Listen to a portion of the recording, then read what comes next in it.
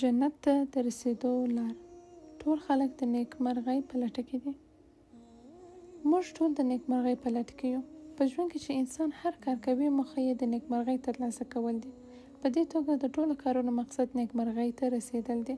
خو څنګه باید ځانونه په دنیا کې نیکمرغه کړو؟ کله چې نورو ته نیکمرغي ورکړئ نو تاسې به هم له ځان سره داسې وانګیرئ چې تاسو هم نیکمرغه یاست، ځکه تاسې داسې فکر کوئ چې د نورو په نیکمرغه کولو سره تاسې هم نیکمرغه کیږئ. څوک چې مینه کوي د مینې مقصد یې څه دی؟ مقصد یې مینه نه ده، بلکې د هغوی موخه د مینې په واسطه نیکمرغه کېدل دي. یا دغه راز پیسې له کاغذو څخه جوړ شوي دي.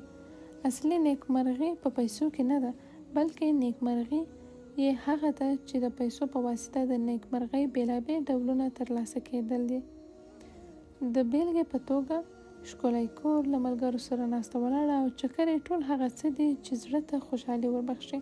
په دې توګه ویلی شم چې په ژوند کې د انسان ټول کړه د دې لپاره دي چې نیکمرغي ترلاسه کړي، ان تر دې پورې چې د نیکمرغۍ ترلاسه کولو په خاطر بندګانو ته پناه وروړي. که اصلي خبرې ته ځیر شو نو دا خلک چې هر څه کوي، که هغه ګناه وي یا له بازار نه یو شی اخلي او یا هم واده کوي، د دې ټول مقصد په همدې یو ټکي راڅرخي چې هغه نیکمرغه کېدل دي. هغه څه چې د انسان لپاره د نیکمرغۍ لامل کېږي هغه زړه دی. له همدې امله ویلی شو چې زړه د انسان د نیکمرغۍ محور دی. که زړه خوشحاله وي د بدن نور غړي به هم آرامه او هوسا وي او انسان به ژوند پوه او خوشحاله وي. په دې توګه ټول خلک د بریالیتوب او نیکمرغۍ په لټه کې دي. بشپړه نیکمرغي په دنیا کې نه ده. الله پاک نه دی غوښتي چې بشپړه نیکمرغي دې په دنیا کې واچوي. د دنیا هیڅ نیکمرغي او له نیمګړتیاوو او عیبونو څخه خالي نه ده. څه فکر کوئ؟ آیا همداسې نه ده؟ په دنیا کې بشپړ خوند له سره شتون نه لري. که ښه او په زړه پورې خوراک وکړئ، ښایي لږ وروسته یې له امله ستا زړه په درد شي او ترې وځورېږې. په دې توګه به ستا د خوراک دغه اشتها له منځه لاړه شي، نو بشپړې نیکمرغۍ ته ونه رسېدې. ښه تفریح او چکر لګول به ستړیا او ستوماني له ځانه سره ولري چې په اوږده خوب او استراحت به یې دمه شي او هغه هم د جسمي خوارځواکۍ لامل کېږي. په دې توګه ویلی شم چې د دنیا نیکمرغي چې په خوږو کې نشته، نو د دنیا بشپړه نیکمرغي د تل لپاره په ترخو او سختو کارونو کې ده. د الله جل جلاله رحمت دی چې د دنیا نیکمرغي یې په ترخو او سختیو کې ساتلې ده. که دنیا له نیکمرغیو ډکه وي نو د هغې پرېښودل به ناشوني وي. هسې نه چې په خپل قدرت ونازېږي او مغروره شي. خو زه غواړم هغو کسانو ته چې د نیکمرغۍ په لټه کې دي دا ووایم چې هیڅکله داسې فکر ونه کړئ چې په دنیا کې به بشپړې نیکمرغۍ ته ورسېږئ. زه په دې پوهیږم چې هغوی هم په دې خبره پوهیږي، خو تمه لرم چې دغه واقعیت ته د زړه په تل کې باید ځای ورکړئ ترڅو په ګډه په ورپسې حقیقت باندې وپوهېدلی شو. په دنیا کې هیڅ رښتونی بریا شتون نه لري او هیڅ شی په هغې کې تل پاتې او همیشنی نه دی.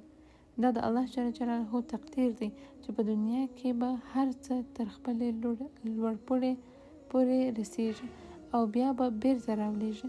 نو هر کله چې لذت او خوند خپلې لوړې پوړې ته ورسیږي بیا بیرته راولېږي.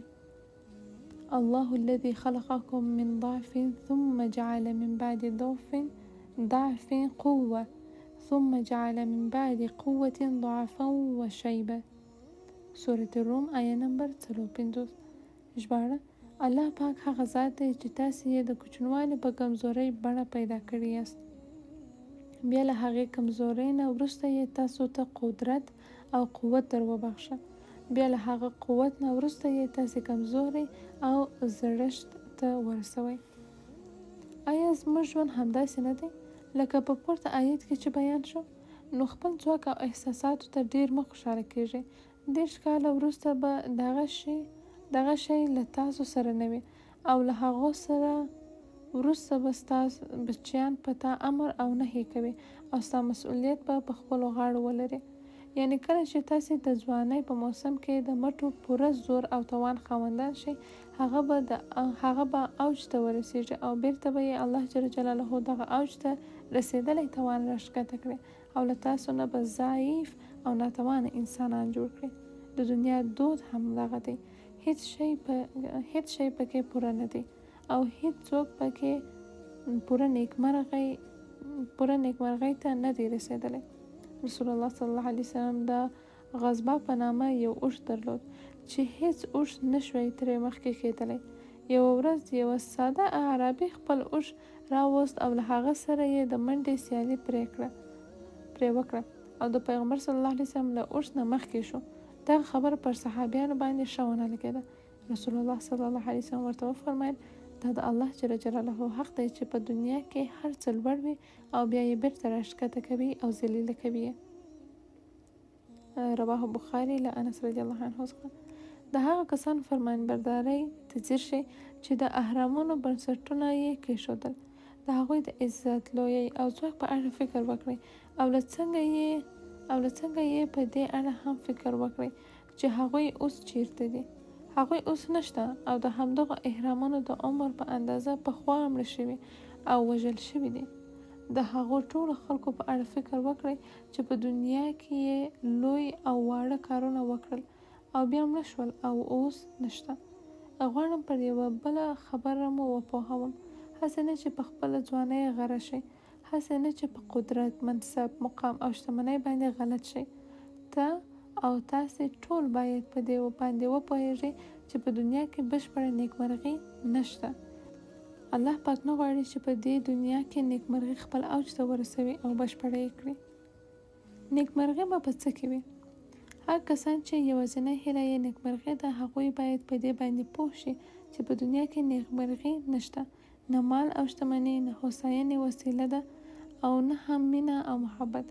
زما د خبرو مقصد په دنیا کې یوازې زهد او پرهیزګاري نه ده او دا هم نه وایم چې په دنیا کې هیڅ ګټه نشته. زه غواړم چې تاسې د دنیا په دغه حقیقت باندې وپوهوم چې دلته بشپړه نیکمرغي نشته. مال او شتمني په یوه کورنۍ کې د ستونزو او مشکلاتو د رابرا کېدو لامل کیږي. نو چې په مال کې نیکمرغي نشته نو بیا په څه شي کې ده؟ نیکمرغي یوازې په جنت کې ده. بشپړه نیکمرغي، رښتینی خوند، بشپړه خوښي او هوساینه په دې دنیا کې نشته او هغه ټول په جنت کې دی.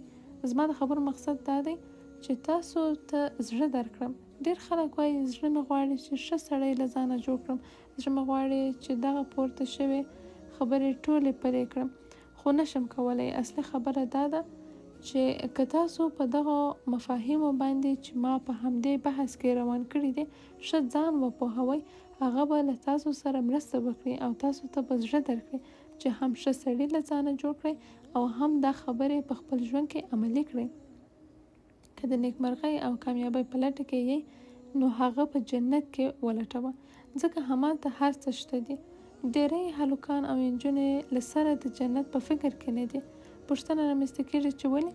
دا ځکه چې هغوی د خپلو سترګو په وړاندې یوازې دنیا ویني، په دې پوهیږي چې څنګه غله او ډوډۍ ترلاسه کړي، په دې پوهیږي چې څنګه باید مینه وکړي، څنګه باید کار وکړي او پیسې ترلاسه کړي.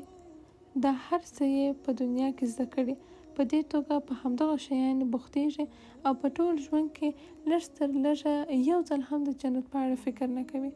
ډېری نارینه او ښځې په شپو او ورځو دا فکر کوي چې په راتلونکو 10 کلونو کې به د هغوی کور څنګه وي، میرمن او یا خاوند به یې څنګه وي. د خپلو ماشومانو او نوي ژوند په اړه فکر کوي، خو د جنت په اړه هیڅوک هم فکر نه کوي. هیڅوک په دې اړه داسې فکر نه کوي چې جنت کې به زما ارمان دغه او هغه وي.